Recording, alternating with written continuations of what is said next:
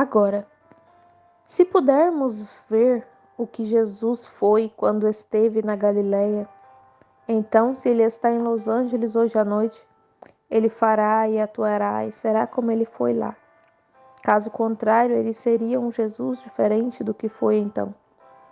Ele tem que ser o mesmo em todos os sentidos, mas operando através de sua carne e da minha carne, como ele, Deus operou através de Cristo ou da carne de Jesus naquele dia.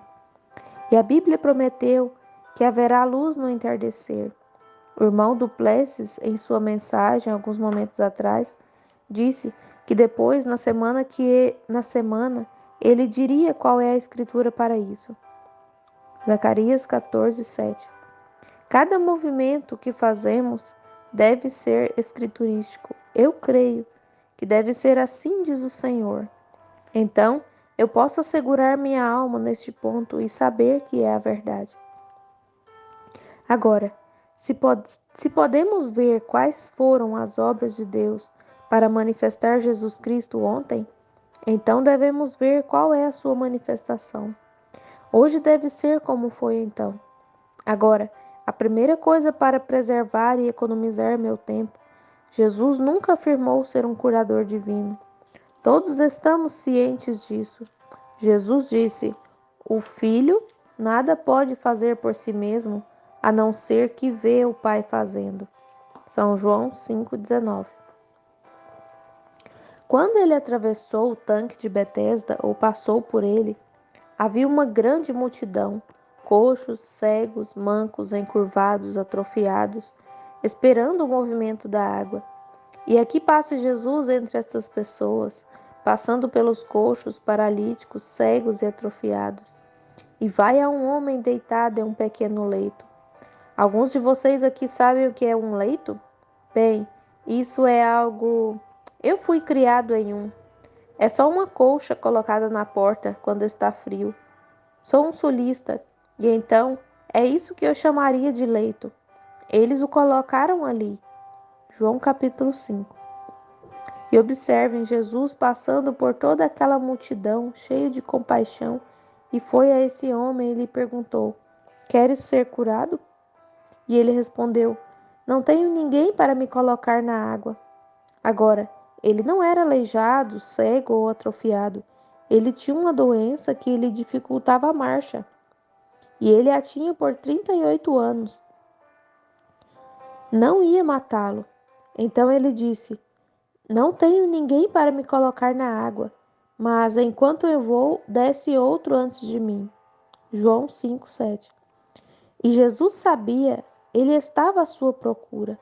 O Pai lhe havia mostrado onde ele estava e como ele se parecia.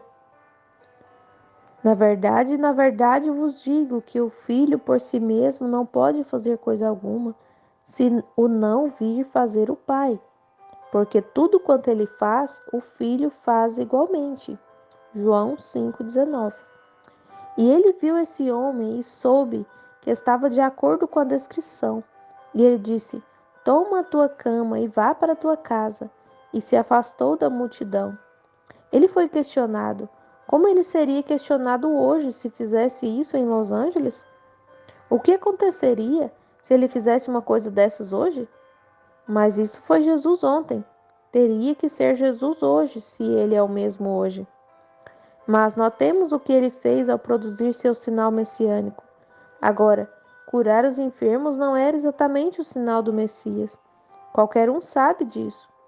Curar os enfermos não é o sinal do Messias, pois os profetas curaram os enfermos anos antes da chegada do Messias. E nestes últimos dias, curar os enfermos neste grande reavivamento de cura divina não é um dos sinais sobressalentes da vinda de Jesus, pois tivemos cura divina por 2000 anos desde a partida do Messias no Pentecostes, ou melhor, em Jerusalém, e o retorno dele novamente. Porém, houve um sinal que foi o sinal do Messias e o encerramento da era. E agora, lembre-se, ele veio para os seus, não para os gentios. Ele veio para os seus, porque eles estavam procurando por um Messias. Ele virá apenas para aqueles que o procuram. Ele salvará apenas aqueles que desejam ser salvos. Ele curará apenas aqueles que creem que serão curados. Ele nunca força. Você tem que fazê-lo. Você está sobre a base do livre agente moral. Você foi colocado nisso no jardim do Éden para fazer sua escolha, mas ele veio para os seus. Agora, de acordo com o modo como vemos as Escrituras, todo ser humano veio de uma árvore, Adão, após a destruição antediluviana. Aqui veio o dilúvio, que destruiu todos os seres humanos, exceto os 3 filhos de Noé e suas famílias. Daí surgiram todas as nações do mundo hoje, Cão, Sem e Jafé. Isso é, judeu, gentio e meio gentio, os samaritanos em seus dias. Agora, quando Jesus se deu a conhecer aos judeus, vamos olhar para as Escrituras e ver o que ele fez aos judeus para se dar a conhecer como Messias. Eu estava lendo o livro de São João. Vamos tomar São João. Vamos tomar São João capítulo 1. E enquanto lemos, descobrimos que depois que ele foi tentado no deserto, saiu. Ele foi ungido com o Espírito Santo que estava nele. João testificou dele, que viu descer do céu como uma pomba, e uma voz dizia: Este é o meu filho amado, em quem me comprazo. Mateus 3,17. E ele habitou em Cristo, Deus manifestando-se, mostrando ao mundo o que ele era. Essa é a razão pela qual seus discípulos não puderam entendê-lo. Eles diziam: Tu falas em parábolas. Algumas vezes era Jesus falando, outras vezes era o Pai falando. É assim com você. Se você está cheio do Espírito Santo, qualquer homem que esteja cheio do Espírito Santo diz coisas que às vezes nem sabe o que está dizendo, se é verdadeiramente guiado pelo Espírito. Que tal vocês, pessoas com dons de línguas? O que é como qualquer outra inspiração. Se for em inglês e não em uma língua desconhecida, ainda é inspiração e você fala. Tive momentos em que me senti tão inspirado pelo Espírito que disse e escrevi coisas que nem sabia o que tinha dito ou feito. Você também os tem, sem dúvida. Essas são as obras do Espírito. Agora, veremos como Jesus se manifestou. Em São João, no capítulo 1, à medida que continuamos, encontramos que houve um homem chamado Simão Pedro. Nós o chamamos assim. Seu primeiro nome era Simão. Então Deus lhe deu o nome de Pedro. E ele veio ao Senhor Jesus e ele era um homem iletrado. O Senhor sabia que ele era iletrado. As Escrituras dizem que ele era iletrado e indouto. Talvez não conseguisse sequer assinar seu próprio nome. Ele era um pescador, e seu irmão o encontrou e disse: Venha, veja o que encontramos, ou quem nós encontramos. E quando ele entrou em contato com esse homem que afirmava ser o Messias, assim que ele o viu, disse: Teu nome é Simão, e tu és filho de Jonas. Atos 4:13 e João 1:42. O que ele estava dizendo a Pedro? Que Pedro era o chefe da igreja. Ele estava lhe dizendo que ele sabia, sem sombra de dúvida, que esse era o Messias. Imagina o que ele pensou, aquele pescador iletrado, sabendo que Jesus não o conhecia. E ele disse quem ele era e qual era o nome de seu pai. Isso o surpreendeu. Havia alguém parado ali, um convertido chamado Filipe. Isso continua no 1º capítulo. Ele segue pela montanha para encontrar seu amigo Natanael, um cristão muito firme, ou um crente ortodoxo. Eles devem tê-lo encontrado embaixo de uma árvore orando. E ele lhe disse: Venha, veja quem encontramos. Jesus de Nazaré, o filho de José. Bem, é claro, esse homem, sendo um bom homem, não se agitava com qualquer vento de doutrina. Eu o admiro. Ele disse: Bem, poderia vir alguma coisa boa de Nazaré? Eu acho que Filipe lhe deu a melhor resposta que alguém poderia lhe dar. Venha e veja. Não fique em casa e critique, venha, examine e veja se está certo. Busque nas Escrituras, porque eles criam que haveria de se levantar um Deus profeta. Você crê nisso? Moisés disse: O Senhor vosso Deus levantará um profeta semelhante a mim. E eles sabiam que quando esse Messias viesse, ele seria um vidente, um profeta. E assim, sem dúvida. Mas o que Filipe poderia ter lhe dito quando foram encontrar Jesus? Bem, você conhece aquele velho pescador analfabeto chamado Simão? Bem, assim que ele entrou em sua presença, ele soube quem era ele. Ele disse: Bem, como esse homem pode me conhecer? Isso prova que ele é o Deus profeta.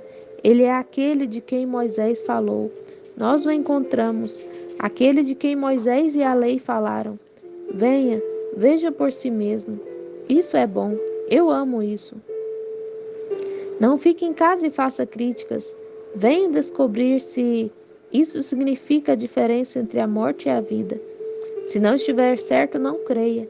Se estiver certo, então creia. Apoie isso. É o que eu sempre tentei dizer às pessoas. Se Cristo é Cristo, se essa bênção do Espírito Santo é de Deus, vamos apoiá-la com tudo o que podemos e seguir sua liderança. Se não for, deixe isso para lá. Isso se provará que podemos seguir a sua liderança. Isso se provará de acordo com a palavra, porque toda planta que Deus não plantou será arrancada. A Escritura diz assim. Agora, vemos esse tipo de condição crítica em que Filipe se encontrava, ou Natanael se encontrava. Depois que seu amigo lhe disse que, bem, acho que ele disse algo assim. Agora, Natanael ou Filipe, sempre soube que você é um homem sensato e você vem me dizer que o Messias procede de Nazaré? Bem, o Messias não vem de Nazaré, vem de Belém. Então você vem me dizer todas essas coisas? Bem, ele respondeu: Não comece a criticar. Você pode não entender tudo. Somente venha, observe-o.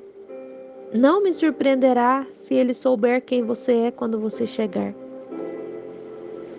E eles chegaram ao lugar onde Jesus orava.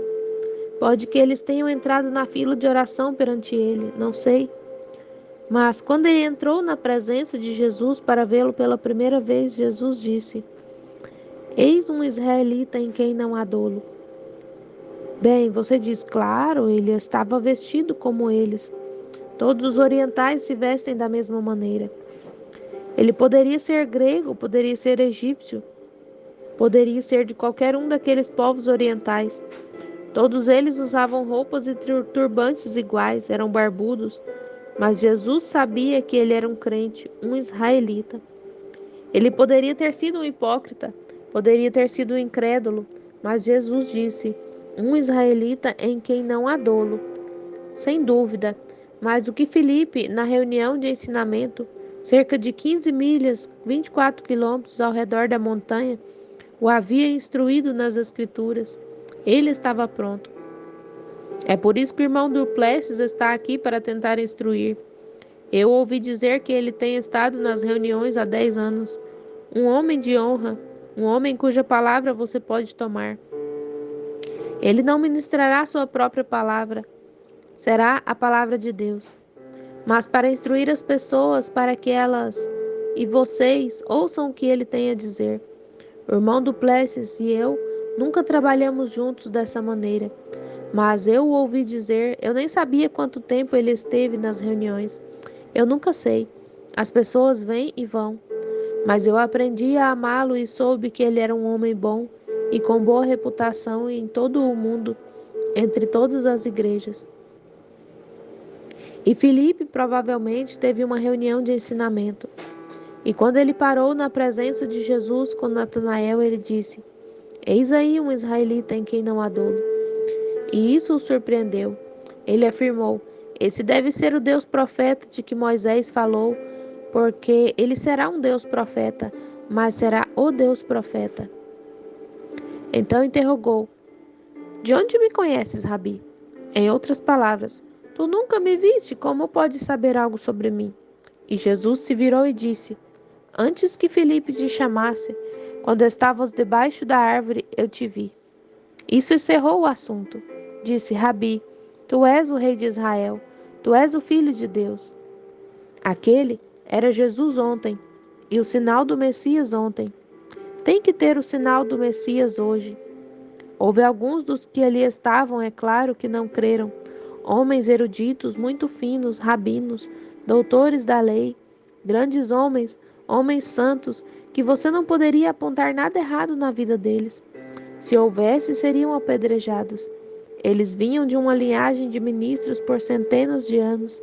Eles conheciam toda a lei. Uma coisa é conhecer a Bíblia e outra é conhecer o autor da Bíblia. Não por conhecer a Bíblia que você tem vida eterna, mas por conhecê-lo que você tem vida eterna. Por conhecê-lo. Você pode não saber uma palavra de sua Bíblia, mas se você o conhece no poder de sua ressurreição, isso é vida eterna. Agora, notamos quão peculiar foi isso. E tão logo ele reconheceu, esse hebreu sincero caiu de diante dele e reconheceu que esse era o sinal do Messias. Era assim que os verdadeiros judeus crentes sempre faziam. Mas havia aqueles judeus por ali que pensavam que eram crentes, alegavam ser crentes, e é claro, eles se afastaram e disseram em seus. Agora lembre-se, as Escrituras dizem que eles tinham isso em suas mentes. Eles nunca disseram com seus lábios. Você não precisa falar com os lábios. Deus sabe o que você está pensando. Hebreus capítulo 4 diz que o Espírito de Deus discerne os pensamentos da mente, que é apto para discernir os pensamentos da mente. Eles estavam na presença de Deus, e esses hebreus eruditos não reconheceram isso, e disseram em seus corações: Este homem é um adivinho, ou Beelzebu, que é um diabo. Adivinhações são do diabo. Todas essas obras das trevas são do diabo. Adivinhos e esses leitores de mente, telepatias e tudo isso é do diabo. Não pregam o evangelho para salvar almas. Os frutos do Espírito provam o que é. Jesus disse: Por seus frutos os conhecereis. Acaso Janes e Jambres tomaram posição ao lado de Moisés? Vem ali. E não cumpriu Moisés as ordens exatamente como Deus lhe falou e jogou a vara no chão e ela se tornou uma serpente? E não estava lá Janes e Jambres e jogaram suas varas no chão e elas se tornaram serpentes? Não diz a Bíblia que esses mesmos espíritos entrariam em cena nos últimos dias? Não é de admirar que nossos jornais estejam escrevendo toda essa telepatia, dimensões e tudo mais. É o diabo se levantando. Mas Deus protegerá a sua igreja. Vindo o inimigo como uma inundação, eu levantarei uma bandeira contra ele. Isso é certo. Minhas ovelhas conhecem a minha voz.